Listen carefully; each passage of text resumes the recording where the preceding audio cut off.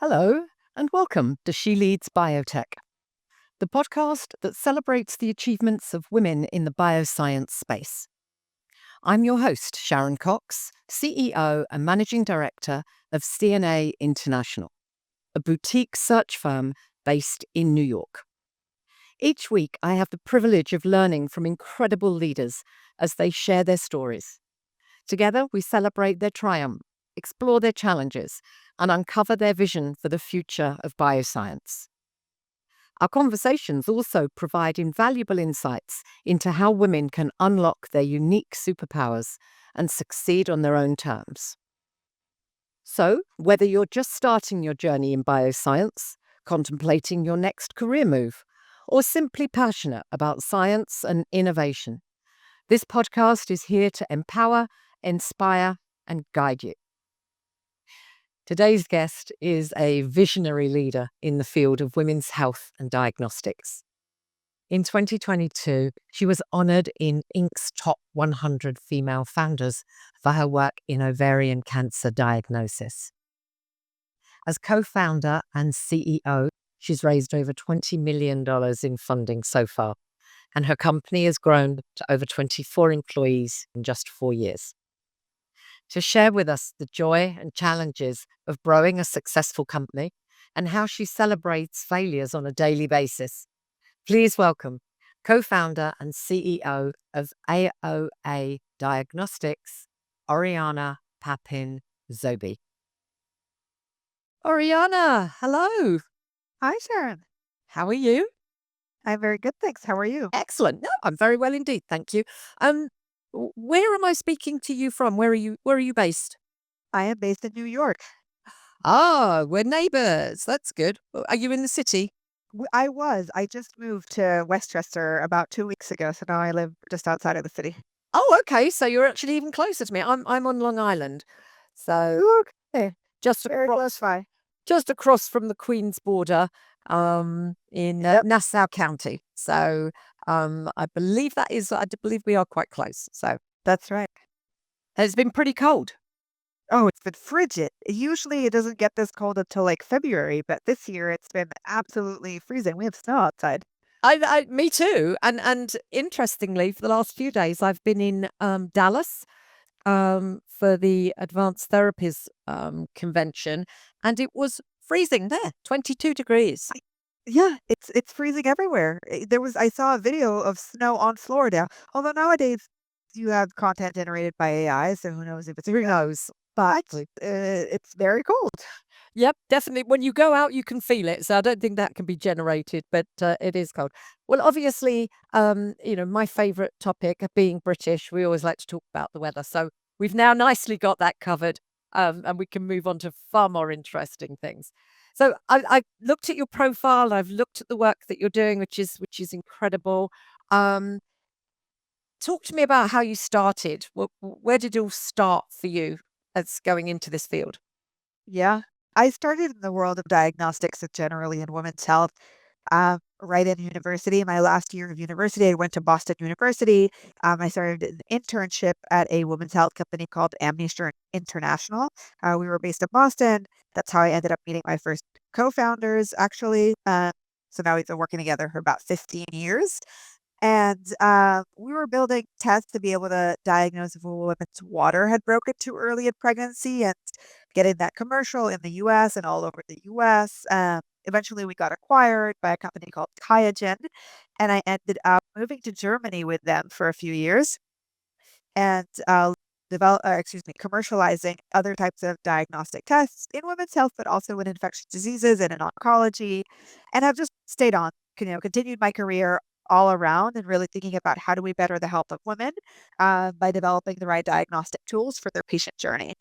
And we ended up, working at another early stage company called Parsogen that also exited to Qiagen. So, it was a 10-year journey altogether. My co-founders and I got back together again and said, how can we continue to have a big impact on women's health? How can we drive the change that we so desperately want to see for ourselves, for the women in our lives, for the healthcare system?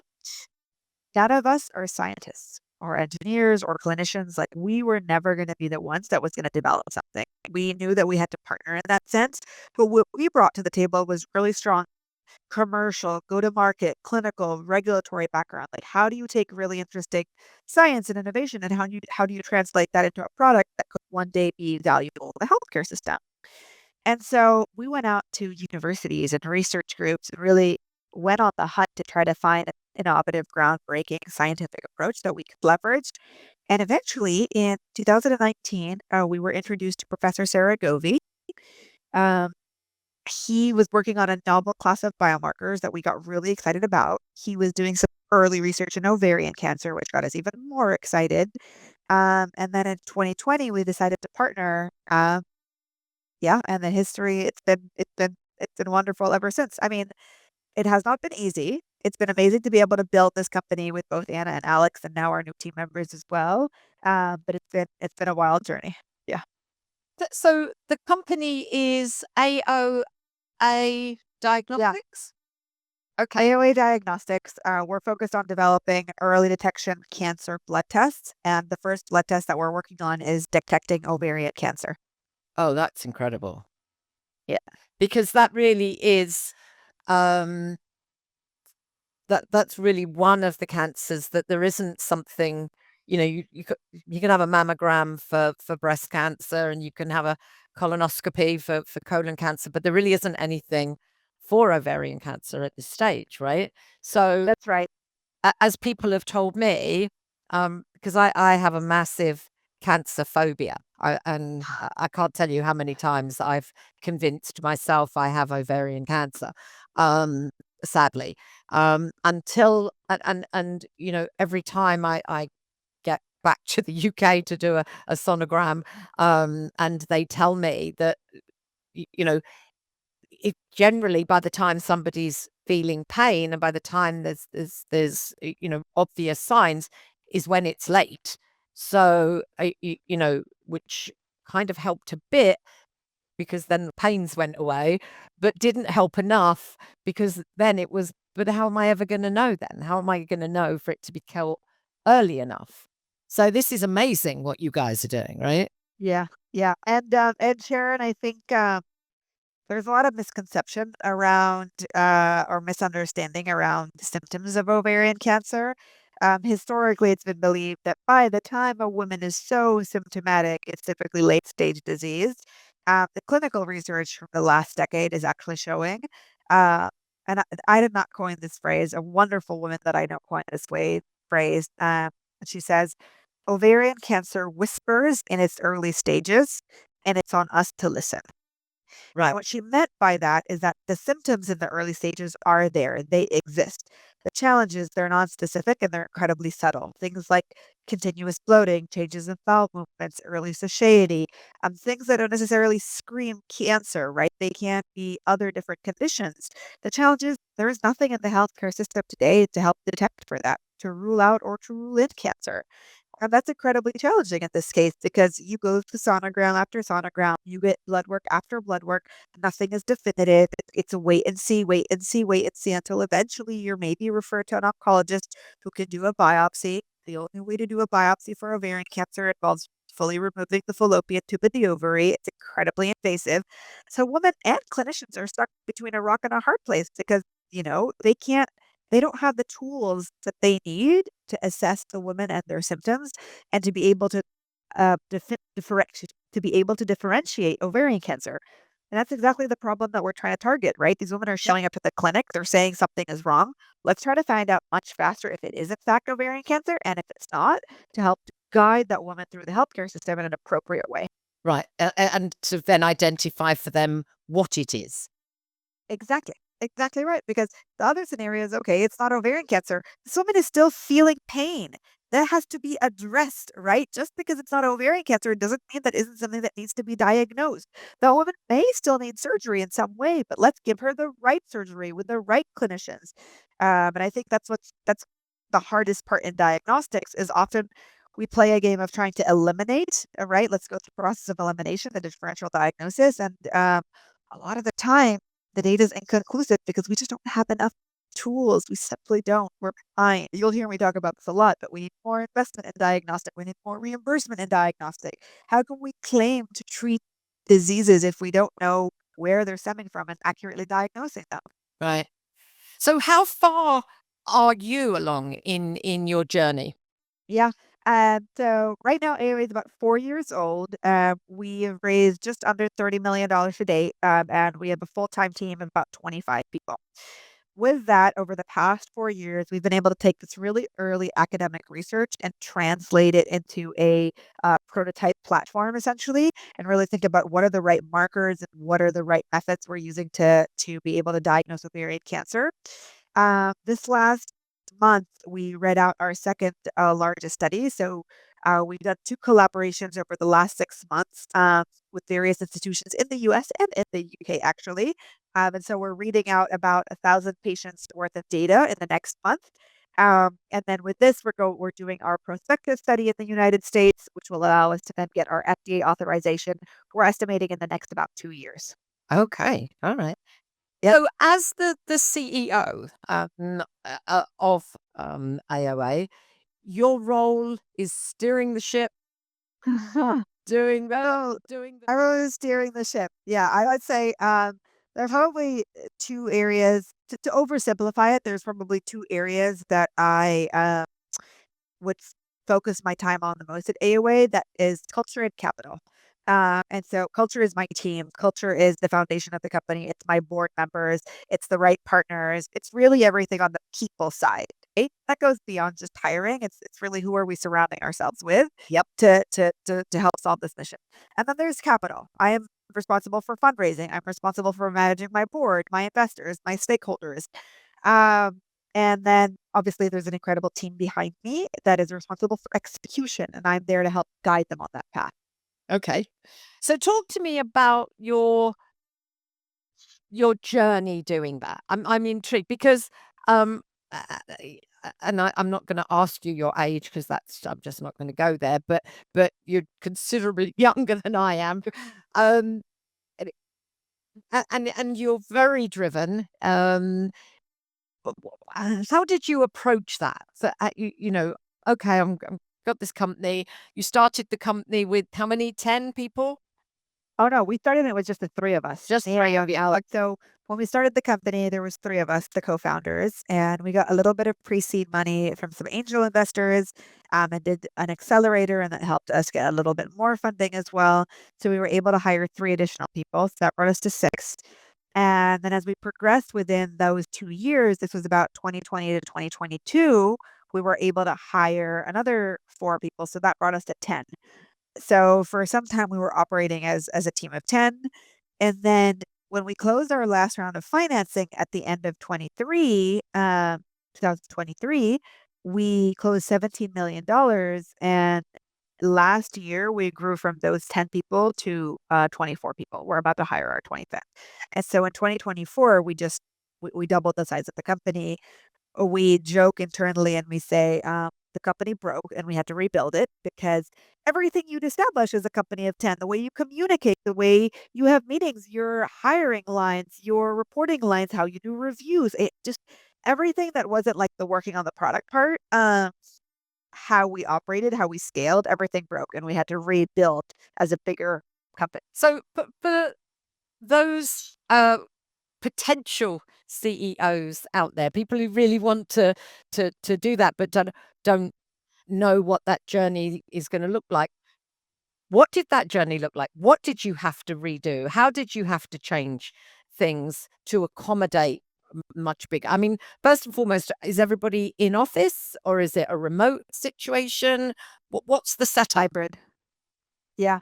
So, we're hybrid. We have a lab and, an office in Denver, and I would say 80% of our employees are based there, which is the actual scientists, the wet lab, and then we have part of a clinical operations team. And then, the other 20% is remote, just depending on the role. Some people that we'd hired when we didn't even have a space, but that are awesome team members, they don't have to be in person. So, I mean, I think the very, very first thing we had to figure out when we were growing that quickly was how do we hire? Because even along the path, those first 10 weren't the same first 10, there were some changes along the way. Hiring, everybody gives you the advice, hire slow, fire fast. Nobody actually does it in practice. We hire way too fast and it takes us way too long to get rid of the wrong person, whether it's for cultural fit or for performance reasons. Those conversations are always the hardest, but the desperation to hire is always so fresh. So I think we made those mistakes in the early days and then tried to learn from them later, which was don't get desperate, and don't sacrifice quality individuals for hiring quickly. And then we had to really think about setting up our own framework and our own criteria for hiring. And for us, that always there was something that we were really clear on at AOA, which is that we are ingrained in our values. We prioritize people over products. It's the people who are building at the end of the day that's going to make all the difference. It's not the exciting IP or the science, it's people. And so but how do you translate that to hiring when the three co-founders would originally hire everybody and like we could, you know, display our vision and our mission and our values, and now you have to teach a new cohort essentially to embody them that you've been growing, and then have them go and hire as well. So we had to come up with a hiring process and really think about what it is that we wanted to understand when we interview candidates. We came up with like our panel interview process that allowed like some disciplinary conversations as well. And then we implemented something which was I do the final phone call, which is the final like gut check, and I make the offer on that final call. And that for me was really, really important because we're still too small. I mean, at 25 people for me not to know everybody at the company. Um, and there's something like when you found something, there's something in your gut. Um, and oftentimes we try to turn that off and I don't think it serves us. And so I try to just like not entirely turn off my gut. And so 99.9, I don't think anybody that the team has presented to me, I haven't hired. I'm like, you guys have nailed it. This is awesome. And I just get the pure pleasure of delivering the offer and inviting somebody to join the team. But I know, and I've heard from the people that we've hired that just that final conversation with the CEO, just to hear the story from my end, also gives them the conviction. It goes both ways. Uh, and so that's one thing we had to figure out was how do we hire? And then how do we retain, right? You phenomenal people.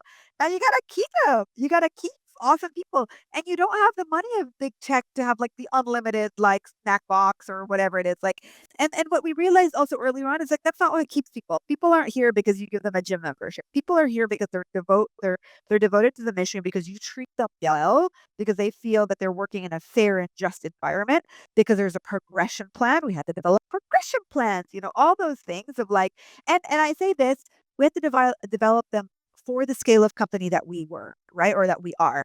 You don't need a progression plan of a company that's 5,000 people big, but you need to have annual conversations with your team members so that they know where they're going, so that, they understand that there's a path for them. We did quarterly check-ins with everybody, right? There is not your formal review process. It's a check-in and on the individual side, on the personal side, and on the professional side. Um, we revamped how we did meetings, right? Like you would have the same 6 people in all the meetings making all the decisions together. And now when you have 25 people, not everybody can be in all the meetings. You don't need everybody there. You don't need the co-founders and everything anymore. You need them in the right places. We revamped how do we make decisions.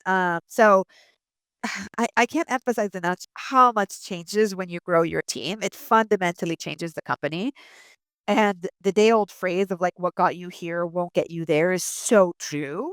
Um, and you don't really realize that until You're in it. Yeah. And what about the other people in the team that for example, when there were just 3 or you or 6 of you, and so everybody was involved, and then suddenly it's like, well, you don't need to be involved now because there's these people. that was me. I was that person. That was the way of saying them. It was me. Okay. So I mean, so we ended up getting a growth coach, which was phenomenal. But she used an analogy that uh early on that helped all of us understand that, which was when there were 6 people, you have a pile of Legos, you put them all in the middle, and then where there's 6 people, you distribute it into 6 piles, right? But when you're 10 people, you got to put all the Legos back in the middle, and then you distribute them into 10 piles. And when you're 25 people, you got to put all the Legos back into the middle.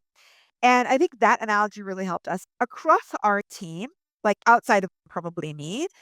Everybody felt relief when we hired people because they were doing so much. They were running on all cylinders at all time and they wanted the help, right? And I think we grew with each person's buy-in and they got to hire for their team. They got to decide what role they needed, what expertise they needed, how it was going to support them deliver on the goals. And so I think that that ended up working really well. I don't think we have people at AOA that are um, resentful because more people came in and they had to redistribute their Legos. What was hard for me, and I know also for my co-founders, was we were the decision makers on everything. We were then the doers on everything. We were the ones that we were in everything. And then all of a sudden, you would kind of look up and then you'd see things get done and then you'd learn about it once it was completed. And you're like, wow, it went all the way and I knew nothing about that. And that took some finessing and some tweaking because there were some things that were like, Oriana, you don't need to be involved in how we plan our happy hours. Absolutely true. I do not need to be. And then there are other areas. Yeah, I think 100%. And then there are other areas where it's like, no, I should probably still be involved in that because that's like still mission critical, right? And it's like it takes a bit of trial and error to figure out what that groove is, and that takes time. And I'm an impatient person, and so but we've gotten there. I would say, especially towards Q4 of last year, we were just like rocking it. And I think that full kudos to you, Oriana. I have to say, I've worked in the 40 odd years I've been in recruitment. I've worked with many founders, co-founders, people what the business started as their baby, and so many people have so much trouble letting go, and so which causes huge staffing problems and turnover problems. Nothing can get done, absolutely nothing. Yeah. And because the founder can't let go of something. Yeah. And it's hard. It's hard because you have to trust and again, there's a balance. You can't let go of everything, but you also can't be in everything, and you have to learn how to prioritize. Um, but yeah, It's a tough thing to we do, did it. full Yeah. credit to you and your other co-founders for achieving that. It's incredible. But having done all of that, what advice would you give um, to somebody who's at that very early stage that you were, that's done some of the work and really wants to move forward? What have they got to be prepared for to be a CEO of a company? I would a few things. I would say to have a lot of humility that you probably don't know most things. You're probably a subject matter expert on one things, but to found and grow a company, you have to know a whole load of things for which you probably don't know unless you're a 2, 3 time founder, right? This is assuming you're a first founder. So you have to have a lot of humility, and then you also have to have uh, and search and ensure that you surround yourself by wonderful advisors, mentors, coaches, um, however that may be, right? So surround yourself with people that are smarter than you, people that can guide you. We had advisors, we had mentors, and we had executive coaches, growth coaches, whatever it was. Some people in the early days were just equity. Some people were just kind. And we would give them some of our time, and they would give them some of our time as gave them. Maybe you can hire a coach, but whatever it may be, it's really, really ensuring that you have the humility to know that you won't know most things, and then a desire to learn them, right? And then and fail fast and try by error, right? Trial and error. So there were a lot of things that, we would try and we're like, that didn't work. We have to try something else, right? And sometimes you feel like, oh, I have to stick with it. And it's like, no, again, trust your gut. We tried something, it didn't work for us. It wasn't the right fit. We try again until we find what is the right fit. Same with hiring. Like it has to fit, it has to work. Don't settle, right? For anything less than what your expectation is. What's your thought on failure? 'Cause Maybe the atypical in this one. But failure for all of us it's a stepping stone. It's a stepping stone to growth. We fail every single day. Every single day at AOA, we fail in some way. And if we didn't, we wouldn't learn. And if we didn't, we wouldn't get to where we are today. We have failed at hiring and hired the wrong people. We have failed at firing because we've waited too long to get to let somebody go. We have failed some of our scientific experiments because the hypothesis we had did not play out the way we had. But then we pivoted into a now functioning hypothesis. We have failed at some of our contracts because the terms were not exactly what we needed and we had to renegotiate them. We have failed in so many ways, in so many ways. Um, and as long as they are not catastrophic failures time and time again, because then and I gotta look at yourself in the mirror and be like, okay, should I be doing this? Where am I going? Should I be doing this? Right? Uh, but I don't think any failure we've had at AOA is a catastrophic failure. Tiny. Some of them are a little bit bigger, but to date, none of them have been catastrophic. And that's what builds a resilience mindset, right? I was reading somewhere. I have a young daughter, and you do a lot of reading. But I think it applies to the workflow. It's how do you build an anti-fragile mindset, right? And it's by failing time and time again. In children, it's simply by like not letting them resolve their own problems, whether it's falling down and picking themselves back up, whether it's whatever it is, it's failing and then picking themselves back up. And it's the same in the workforce. It's the same with our own projects. It's to have that resilience that is so required when you build a startup. It's having that anti-fragile mindset. And the only way to not be fragile is to break a million times to put yourself back together. That's fantastic, because that to me is probably one of the top qualities of somebody who's going into a leadership role, to recognize that and almost celebrate some of the failures. Like, whoopee, we failed at that, which means we're this step closer to getting to where we need to be. So I really appreciate that insight Yeah. into it, because I think it's amazing. So what is the future for you? What are you looking towards for the next 5 years, 10 years? Where do you see you going? Yeah. Um, I'll answer that in two parts. Right now we have our eyes pretty focused on like, you put a star out there and you're like, that's the star we're heading towards. And that star for us is getting our product FDA approved and on the market to get into the hands of clinicians so that they can help patients. And so it's clear, it's a crisp goal. We have our deliverables, we have our timelines, we know what we need to get there. The team is motivated behind that. And there are certain things around the way. We need to close a round of financing, we need to hire more people, et cetera, et cetera. But that's kind of the North Star, right?